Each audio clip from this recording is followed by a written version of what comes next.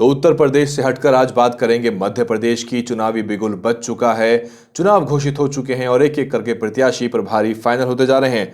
मध्य प्रदेश की रीवा लोकसभा क्षेत्र की अगर हम बात करें तो बसपा का हमेशा ही यहां दबदबा रहा है और विंध्याचल में रीवा को काफी संवेदनशील माना जाता है। बसपा के लिहाज से भी ये खासा महत्वपूर्ण है। बसपा ने यहां पे अपनी उपस्थिति जबरदस्त तरीके से दर्ज कराई है।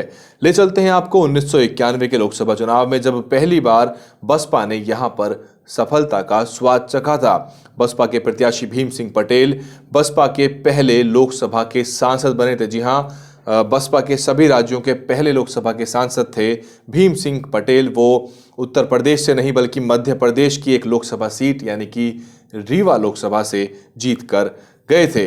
1996 में बुद्ध सिंह पटेल ने भी बसपा के टिकट पर यहां से चुनाव जीता। तो बसपा इसको एक बार नहीं बल्कि 2 बार जिता चुकी है, जो कि एक बड़ा महत्वपूर्ण कीर्तिमान है बसपा के लिए मध्य प्रदेश के लिहाज से देखा जाए तो। 2014 में जिसको कहा गया कि तथाकथित मोदी लहर है और मीडिया मेड उस लहर ने भाजपा को यहां से जिताया और जनार्दन मिश्रा ने रीवा की सीट से चुनाव जीता। रीवा लोकसभा के तहत विधानसभा की 8 कुल मिलाकर सीटें आती हैं। ये सीटें हैं सिरमौर, मऊगंज, रीवा, देवतालाब, गूड़, त्योंतर, सिमरिया और मनगवा। 2014 की ही बात करें तो बसपा प्रत्याशी देवराज सिंह को 21% से कुछ ज्यादा वोट मिले और वो दूसरे स्थान पर रहे। तो खराब नहीं कहा जा सकता बसपा का प्रदर्शन। पिछले लोकसभा चुनाव में भी उस आंधी जिसकी बात करी जा रही थी, जो मीडिया ने बनाकर दी थी भाजपा को, उसके बावजूद भी यहां बसपा ने 21% वोट लिया, दूसरे स्थान पे प्रत्याशी रहे। मध्य प्रदेश में सपा बसपा गठबंधन हो चुका है जैसा कि आप जानते हैं और रीवा की सीट बसपा के खाते में आई है। वहां सपा का भी साथ अब मिलने वाला है और मध्य प्रदेश में इस वजह से अब खासी उत्साहित है बसपा की जो मध्य प्रदेश यूनिट है।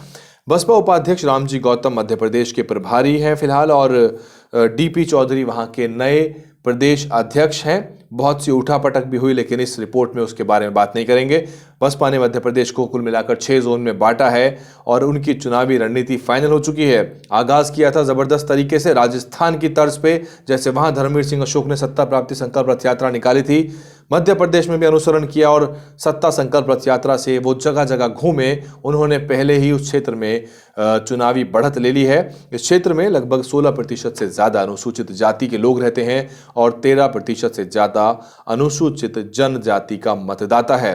तो आप देख सकते हैं आंकड़ों के लिहाज से ये पूरी तरह बसपा के पक्ष में पड़ने वाला वोट है। लड़ाई यहां सारी कांग्रेस से है। कांग्रेस से किस तरह से इस वोट को बसपा अपने पाले में लेती है। बसपा इस सीट को किसी भी हालत में जीतना चाहेगी क्योंकि विधानसभा चुनाव में अपेक्षा के अनुरूप परिणाम नहीं मिला और गठबंधन के कारण अब बसपा की प्रतिष्ठा यहां दांव पर है क्योंकि उनके खाते में ये सीट आई है जो गठबंधन की सीट शेयरिंग हुई है। सपा से मिलने से अब सपा के मिलने के बाद चुनाव बेहद रोचक हो जाएगा क्योंकि भाजपा को कड़ी टक्कर देने में दोनों पार्टियां पूरा दम लगाने वाली हैं। क्षेत्र के लोगों को बसपा प्रत्याशी की घोषणा का हालांकि इंतजार है। बहुत जल्द आपके सामने पूरी सूचना उपलब्ध करा दी जाएगी कि मध्य प्रदेश के अंदर बसपा के फाइनली प्रत्याशी कौन है और अटकलों का दौर जारी है। ये थी रीवा लोकसभा क्षेत्र की रिपोर्ट। ऐसी ही रिपोर्ट हम आपके सामने लाते रहते हैं।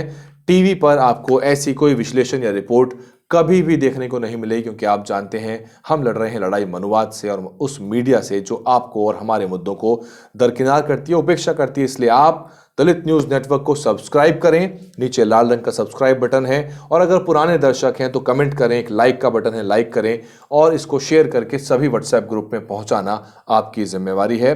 धन्यवाद। आप देख रहे थे दलित न्यूज़ नेटवर्क। मैं हूं वैभव कुमार।